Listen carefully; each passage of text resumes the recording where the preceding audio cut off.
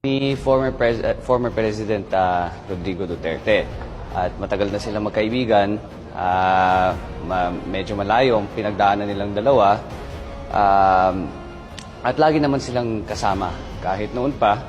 And I think ang nangyayari ngayon ay nakikita natin na may konting pattern, no, na nakita ata ng oposisyon na parating na ang midterm elections at ang only chance, kumbaga, na makabalik sila ay kung ipag-aaway ang mga dalawang kampo na I guess ang tinatawag mong DDS or loyalist or whatever na nagkasama sa halalan.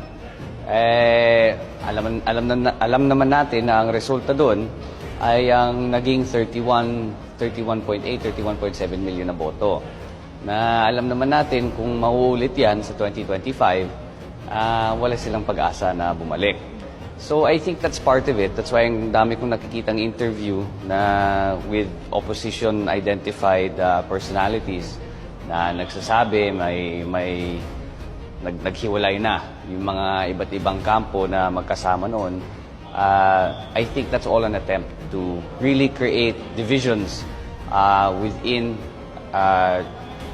an administration that has been so focused on unity in order to make a comeback sa eleksyon.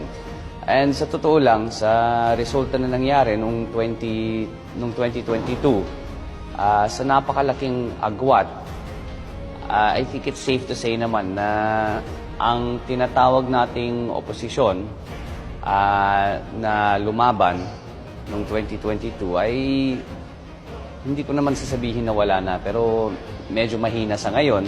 So it's normal naman to have disagreements within a camp. It's not normal to agree 100% on everything. So normal naman yun na people don't see eye to eye. But kami naman, those who are, I suppose, na medyo malapit sa ating Pangulo, ay alam ko na taos-puso siyang nagpapasalamat kay FPRRD. And actually, napanood ko yung interview niya kagabi na sinabi niya na tama ang ginawa niya.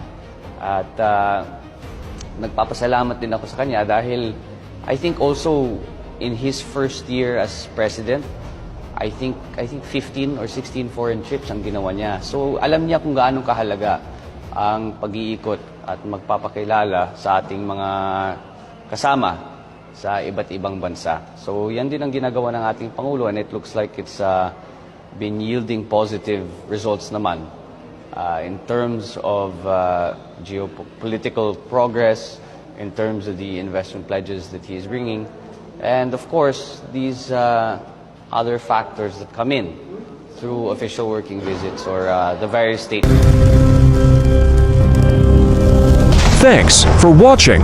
Please subscribe my YouTube channel. Follow, like, comment, and share.